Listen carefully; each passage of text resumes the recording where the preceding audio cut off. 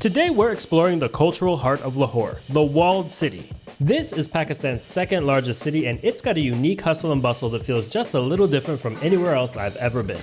We'll start our visit at the iconic Lahore Fort and then dive a little deeper into the old town, visiting both the Badshahi Mosque and the Wazir Mosque. Along the way, we'll weave through the maze of narrow streets and survive what turned into a very long encounter with Lahore-style rush hour. Plus, I will make a few stops to try out some of the city's most iconic food. Everything down that street, this street, over there, there's everything happening. I just didn't come here with any expectations, but that was probably for the best, because the Lahore I experienced turned out to be something completely unexpected, and I mean that in the best possible way. Well, here I am in Lahore, Pakistan. This is a city that's got an intense amount of history, culture, and it does just happen to be the most polluted city in the world. And you can see right now just how serious the pollution is. Every day cleaning like that. And then the dust comes back. A month ago, this pollution was more than 4 times as bad as it is today.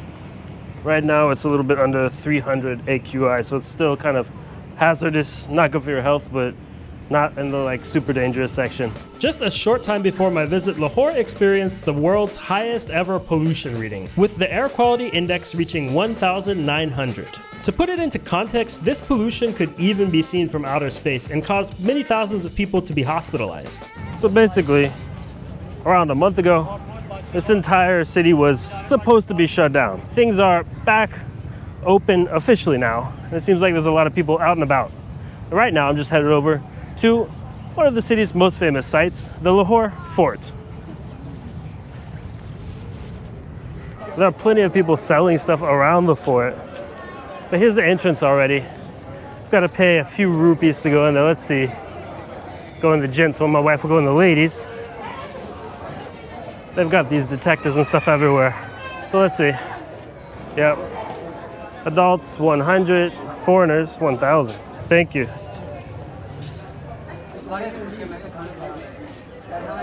Shukriya. So, they really like to jack up the price if you're not from here for stuff, which sometimes you can get around. Sometimes you can negotiate or continue to talk to people for a while and figure out what the price actually should be, but sometimes it's just an official entrance fee, and it's 1,000 instead of 100, 10 times more, just because I wasn't born in Pakistan or my parents weren't born in Pakistan. I said even foreigners that have Pakistani origin can get it for 100, but okay, that's just how it is in Pakistan. Let's see what the fort's like. First thing you see is this gate, the Shah Burj Gate, constructed in or around 1631 to 1632 under the supervision of architect Abdul Karim Ma'amur Khan. That last name Khan is super common in Pakistan, by the way. And worth considering that that was during the Mughal period, so different kind of leadership, really a complete different geographical logic applied to this region. And the information you're given on this little placard over there goes on to say that this place had fallen into ruin and was just renovated in 2019 or 2020. So it looks pretty nice, actually. I really like how this wall looks too. And there's about 2 million, 3 million, 100 million pigeons. I don't know how many. There's a lot of pigeons living in the wall.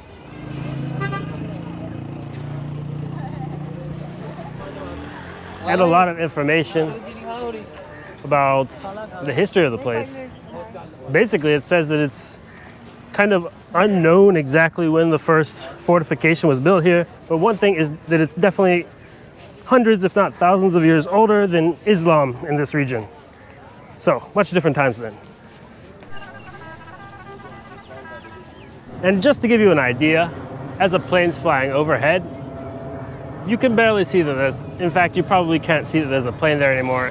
As it keeps going, it's just harder and harder to see. That's just how thick the pollution is in the air here on what locals consider to be like a more normal or less polluted day. But anyway, going further, you get a little map of the fort, and it does show you where things are. Like right now I'm standing in front of, I'm not sure how to pronounce this for sure, but Diwan-e-Am. It was a place that was kind of used like a court, I guess. But what I think is really worth considering is just how big the grounds are. Like I walked up from over there, all the way over there are the other side of the fort wall, so there's a lot to cover here. Oh, but wow, this is kind of cool. Well, first off, caught a pair started, I think for the 4th time today now. Or is it the 3rd? I don't even know. But here, they've got like live guards. Can I talk to you? I don't want a picture, but I'm just wondering, what are you guarding? You're guarding the court? Guard, both guard. Yeah. All day guard. Yeah. Same person? King, okay, understand. Shukriya. And as I walk around, by the way, I'm wearing this mask because it's like somewhere around 30 or 40 times the WHO recommended air pollution levels or whatever. You want me to take a picture of you? Yes. Yeah, no problem. Where are you from? Pakistan. Yeah, but where in Pakistan? Oh. Lahore? Hi, Lahore. You're from? Faisalabad. Islamabad? Faisalabad. Faisalabad, not down the street. 1 hour. 1 hour? In agriculture university. But not far, you drive? Driver in... Close. Salam. Faisalabad.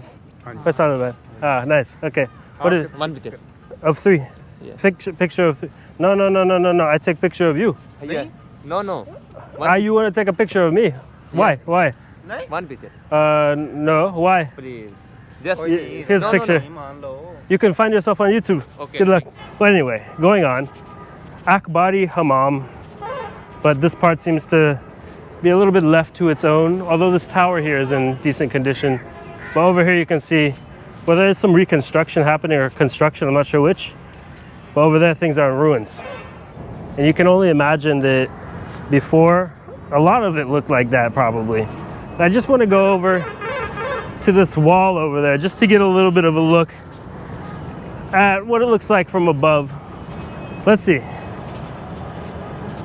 Not as much of a view as I had imagined, but a pretty little place to be on the wall nonetheless. And parts of the wall have like fallen down.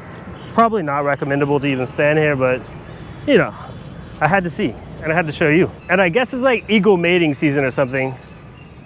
I'm not sure, but you do see eagles like everywhere here. It's unreal. I've never been anywhere else in the world in a city where I've seen as many eagles as I've seen here just in less than a 24-hour period. But back in the slightly more renovated part, you do have this inner courtyard that's quite pretty with these flowers. I guess marigolds and some other type of flower on behind there. According to the official source over there, this is called a quadrangle. It's a word I've literally never heard before, but it sounds right. I mean, there's 4 sides. And next door, you've got another inner courtyard. Shah Jahan's quadrangle again. So that's really the Lahore Fort for you. It's big, it's lively, and having over 1,000 years of history, a walk through it is kind of like a walk through Pakistan's past. And upon exiting, you walk down these wide stairs that apparently are referred to as elephant stairs because they're wide. I don't know. Anyway, you kind of exit through the open air gift shop. Looks like people are selling quality stuff though. Nothing that I'd want in my small Osprey backpack, but very nice. Hey, beautiful stuff. You want some? No, I don't. Thank you though. Everybody from Lahore? Yes. Beautiful city. Thank you. Shukriya. And now I'm out of the fort. That's the fort. Pretty big. On the other side here, across this square, there's a giant mosque. So I want to go check that out. But first, I want to take a moment to thank Surfshark VPN for sponsoring this video. I've been using Surfshark for many years, and I wouldn't even consider traveling without it. By accessing the internet with Surfshark VPN turned on, you put yourself in control. Nobody can take away your freedom by restricting what websites you can access or tracking you in sneaky and unwanted ways. It really doesn't matter if you're traveling in Pakistan or anywhere else in the world. If you're online, you want to be protected. Surfshark enables you to change your IP address by selecting which country your internet connection shows as being from. Just think of your IP address as the same thing as your home address, but for the internet. Without a VPN turned on, your IP address can be tracked and other personal data can be put at risk. Even if you're not traveling, you probably don't want to just share that stuff all the time with your home internet service provider either. And of course, if a website or app happens to be blocked wherever you're traveling, you can access it by changing your IP address with one simple click. And it's really not just about your basic freedom to access the whole internet wherever you happen to be. Surfshark VPN can help you do all kinds of cool stuff to make the internet more useful and more secure. I often use Surfshark to save money on travel deals by searching on different countries' websites. And that's not to mention you can do cool stuff like watch American Netflix in Pakistan or anywhere else. So if you don't yet have Surfshark, they're not just my preferred VPN because they work great. Today they're also offering an unbeatable deal, which you'll find down in the video description. Plus, if you're not completely satisfied, you can always get your money back for 30 days after purchasing. But if you use Surfshark VPN in the many ways I do, I'm pretty sure you'll be satisfied. Head down to the video description to purchase your Surfshark VPN subscription today. But yeah, walking over, you can see the sun is getting pretty close to setting now. Maybe about an hour left of daylight now. And yeah, everything is just smoggy still. But here's the mosque over here. Hello. So this is my second mosque that I'm visiting over here in Pakistan. The first one was much different. It was in the shape of a giant Bedouin tent. This one's much more traditional. Although I guess you could say a Bedouin tent is even more traditional. Depends how you look at it, I guess. What you can make of it through the smog is pretty though. Oh yeah, and one thing worth mentioning about shoes. These are merino wool, by the way. I like these shoes. Anyway, it seems like in all the mosques, at least the two big ones that I visited here, they want to charge you like a small amount of money to leave your shoes. And I can see there's a few other people here that are carrying their shoes with them instead of paying like 10 rupees or whatever they're asking. So far I've been able to walk with the shoes. I think it's an unofficial thing that you leave them. Officially you're allowed to bring them in, you just can't wear them in the mosque. That's the rule of every mosque in the world as far as I know. Anyway, getting closer you can start to see it's a pretty building. By the way, you could translate the word Badshahi to imperial. It's derived from the Persian word Badshah, which can mean emperor, so basically it's the imperial mosque. It was constructed in the 1670s and is the largest mosque of the Mughal-era. And it seems like this would normally be the women's side. I'm honestly not sure. There seems to be some kind of event or something. Here's almost for sure the men's side though, the bigger one. But as far as I can tell, this mosque doesn't go that far in. I think people are praying just right there. Yep, they are. So I'm not going to venture in there. I think I'm already close enough to get a good glimpse.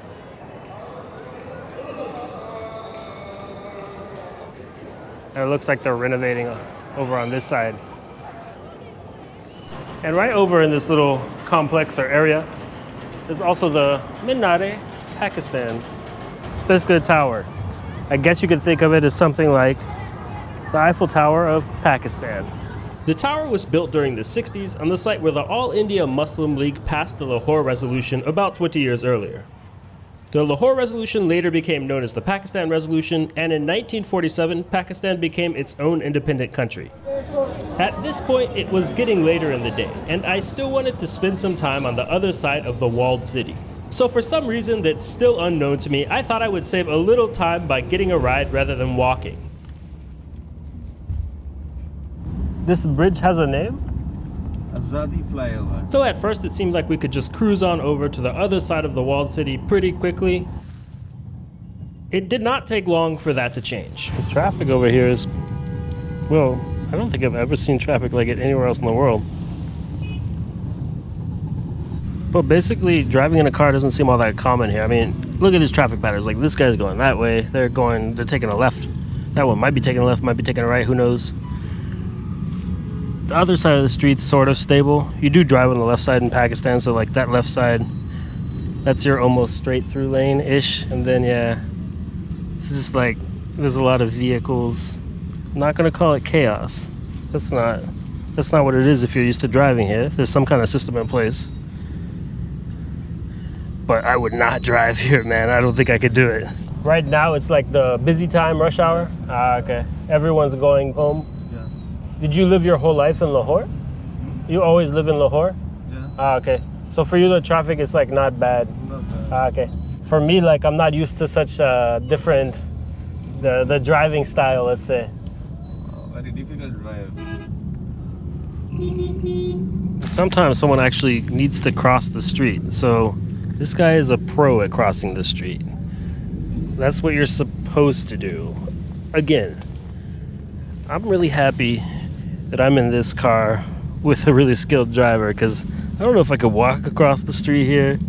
I don't know if I could drive here. I'm sure I could learn. Like, you know, I've been to Cairo, been to Vietnam, where they have tons of bikes on the street. There, it's no problem to cross the street for me. This is really next level. Since we had plenty of time to chat sitting in the traffic, the driver took some time to explain some things about the Grand Trunk Road, which until then I had not realized we were driving on. In Mughal time, this road used from Delhi to Afghanistan. Like Delhi, Lahore, Islamabad, Peshawar, Afghanistan, Kabul. Kabul. Is the gas expensive in Pakistan? Gas, petrol? Yeah, Pretty expensive? How much is 1 liter? 250, 257, 254. Not cheap like Saudi Arabia or something, no? Pakistan very expensive. Huh. Because economy is very low, Pakistani. But Pakistan have petrol. Yeah, You produce petrol. have petrol but not permission. Oh. You can't use it? No. They cannot sell it, or you cannot buy it? Yeah. Both. So where petrol come from? From other country? And it takes like forever to get anywhere in a vehicle here, it seems, during rush hour. And now I'm just walking the rest of the way. Not your typical sidewalk. And there's a little bit of market here, some ducks. Wow. Aha, the deli gate. And arriving again, exactly when there's a call to prayer to be heard. And this place is really bustling, like, there's just a lot happening here. Everything for sale, I mean, everything down that street, this street, over there. There's everything happening. And you even have these random overlooks. It's weird, I was in New Orleans like 2 weeks ago. Same type of architecture.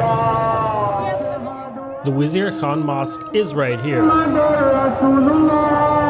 But the call to prayer is telling me that it might be a little while before I can actually enter. Let's go see. 10 minutes. I was getting pretty hungry too, so with some time to spare before visiting the mosque, I headed through the hustle and bustle of the walled city. Now, visiting World Heritage sites like we've been doing in this video, for me is a must in Lahore. But I'd say a walk through these streets is just as important for getting to know the local culture here. And after walking by dozens and dozens of businesses here, I found myself in front of a bakery that looked like it would have what I was looking for. This is the Khalifa Bakery, and they bake a ton of different stuff here. It seems the majority of what they sell are sweets, but they do have some savory options too. Plus, they let you try before you buy, so that's always a nice thing. So, this place, it's like constantly busy here. There's always people coming in and out. So that's always a good sign, right? And they got this savory stuff. Most of what they have is sweets, but this is what they call a pizza, or a local dialect, a pizza. The thing is though, it's a little different than a pizza. It's got some egg on the top, it's kind of like a quiche. In the middle, there's kind of nicely spiced chicken. And then below is the kind of a crust. I like it quite a lot, and it's a little spicy. Ooh. Well, as far as Pakistani bakeries go, this is the only one I've ever tried, so it's also the best. But for real, the food was pretty good, and I enjoyed stopping in here and doing a little bit of people watching. So, back to the mosque. But after that snack, it managed to get dark very quick. So let's see. I guess it's going to be a different vibe than if I had visited during the day. But a lot of it is lit up. Over here is the mosque. At the moment, I believe it's between prayer times. So there's a few people praying, but there's also a few children there studying with who I assume would be like an imam. But the building on the other hand, is very beautiful. And what luck, as I was stepping out of the mosque, a concert began. So I'll just watch it for free, I guess. I tried to get up a little bit closer, but the security guard made it clear that that was not allowed. It's no now. It's no now. But whatever, it was really nice to hear some local music like that being played in the open air. And in addition to the Wazir Mosque in this complex, there's also the Shahi Hammam, but I was done with the sights for today and ready for some dinner.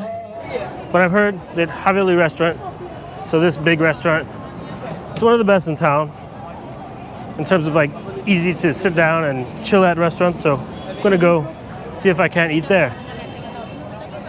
Welcome to Haveli restaurant. Haveli. Welcome, sir. Thank you. This way. Okay, perfect. Thank you, sir. Haveli.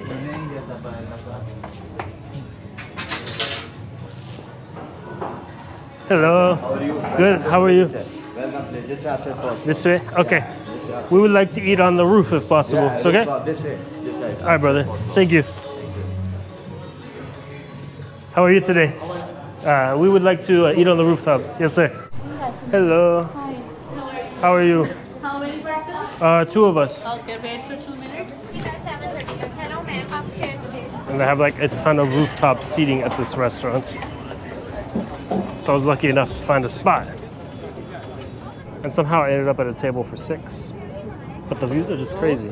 The views you get are of the area we visited earlier in this video. Parts of both the mosque and the fort are all lit up at night, and they look kind of mystical or something through the smog here. Plus, the whole experience of visiting this restaurant is just very unique.